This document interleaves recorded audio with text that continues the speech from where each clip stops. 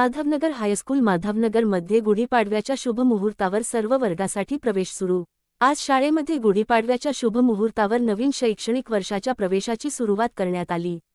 या कार्यक्रमाचे प्रसंगी संस्थेचे सदस्य श्री राजेंद्र सारदा सर्व शिक्षक उपस्थित होते। तसेच आजपासून शाळेमध्ये अबॅकस क्लासेसचीही सुरुवात करण्यात आली। यामध्ये सर्व विद्यार्थ्यांनी सहभाग घेतला व कार्यक्रम अतिशय उत्साहात पार पडला। या कार्यक्रम प्रसंगी प्राथमिक मुख्याध्यापक श्री युवराज साठे सर्व माध्यमिक मुख्याध्यापिका सौ चव्हाण मॅडम यांनी विद्यार्थ्यांना मार्गदर्शन केले।